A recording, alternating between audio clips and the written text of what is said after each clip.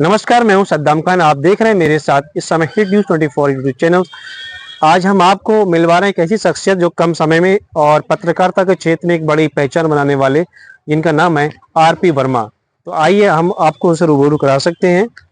RP Verma जी, आपका बहुत बहुत स्वागत है बहुत हमारे बहुत चैनल में। स्वागत है आपका भी सद्दाम जी, बहुत बहुत धन्यवाद। वर्मा जी, सके आप आज पत्रकारिता के पेशे में हैं, कितने समय से ये काम कर रहे हैं आप? खान साहब, मैं पिछले 5 साल से लगातार पत्रकारिता क्षेत्र में काम कर रहा हूँ। अच्छा, आपने पत्रकारिता की है और कर रहे हैं, अच्छा मुकाम हासिल किया आपने। पत्रकारिता जैसे और जो कुछ नए लोग आ रहे हैं इस फील्ड में, उनको किन किन बातों का ध्यान रखना चाहिए? देखिए, सबसे पहली बात तो आप किसी भी फील्ड में काम करते हैं तो सबसे पहले जिस क्षेत्र में भी आप काम कर रहे हैं उस क्षेत्र में आपको पूरी लगन से काम करना चाहिए। और पत्रकारिता भी एक ऐसा कार्य है जहाँ कहीं कोई घटना होती है तो उस घटना को लेकर आपको अगर टाइम है तो पहुँचना चाहिए और लगातार अपने क्षेत्र की संबंधित घटनाओं पर लगातार अपना लेख लिखना चाहिए।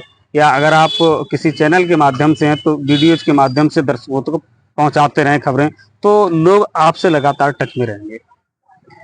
आप ग्रामीण अंचल से हैं और आप एजुकेशन भी आपकी शायद एमए है, आपने पत्रकारिता को ही क्यों चुना?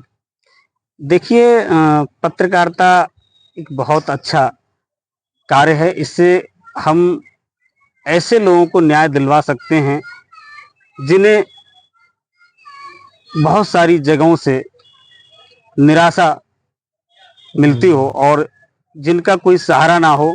तो पत्रकारिता एक ऐसा क्षेत्र है जहां हम उनकी आवाज़ को उठा सकते हैं और उच्च अधिकारियों तक उनकी आवाज़ को पहुंचाने के बाद उन्हें न्याय दिलवा सकते हैं।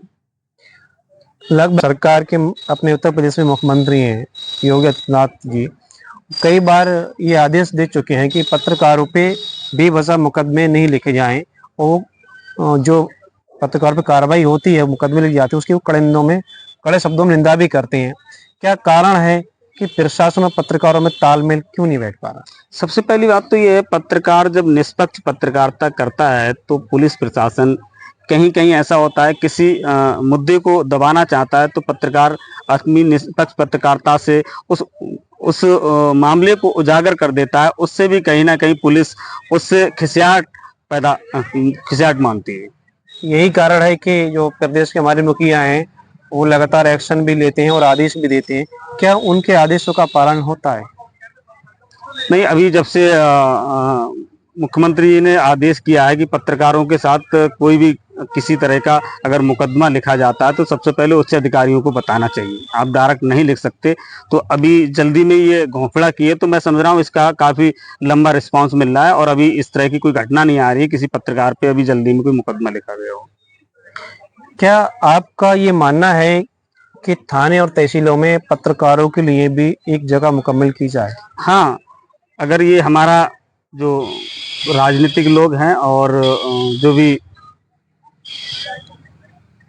सामाजिक लोग हैं और वैसे तो मैंने देखा है बहुत सारे जिलों में पत्रकारों को बैठने का भी एक अलग स्थान होता है, ऑफिस होता है बाकायदा उनका। होता है, तहसीलों पे भी होता है। अपने यहाँ नहीं है ये। हाँ, तो इसके लिए मैं कहूँगा कि जो हमारे क्योंकि जनप्रतिनिधि ही इस तरह के कार्य कराते हैं तो मैं मांग करूँगा कि हमारे आंवले में भी पत्रकारों को बैठने के लिए एक जगह निश्चित की जाए।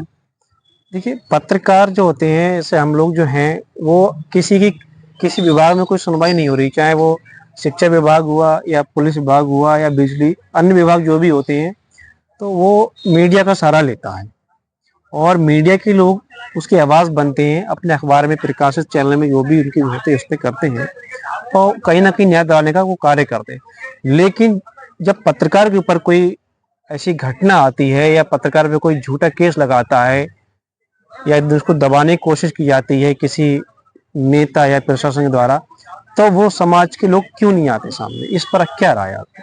देखिए, समाज के लोग इसलिए साथ नहीं आते हैं कि उन्हें डर रहता है कि ये पत्रकार साहब इतने मतलब एक्टिव हैं और समाज की जो दबे कुचले लोगों की आवाज़ उठाते हैं। इनको ही अगर किसी राजनीतिक व्यक्ति ने या किसी अधिकारी ने फंसा दिया तो हमको भी फंसा सकता है। तो वो डर की वजह से पत्रकारों के साथ कहीं ना कहीं उनके मन में डर की वो रहती है कि हम डर की वजह से डर है कि हम इनके साथ जाएंगे तो हमारे हम खिलाफ पर भी कुछ ना कार्रवाई कुछ हो कार्रवाई जाएगी। हो जाएगी। जबकि जब उन पर कोई दिक्कत आती है, उन संगठन चल रहे हैं जो और लोगों की मदद करते हैं, वो पत्रकारों की मदद क्यों नहीं करते? बहुत से देखिए संगठन ऐसे हमारे और आपके क्षेत्र में भी हैं संगठन। देखिए सद्दाम जी, तमाम जो संगठन हैं, हम लोग संगठन की भी आवाज उठाते हैं कहीं ना कहीं प्रेस के माध्यम से।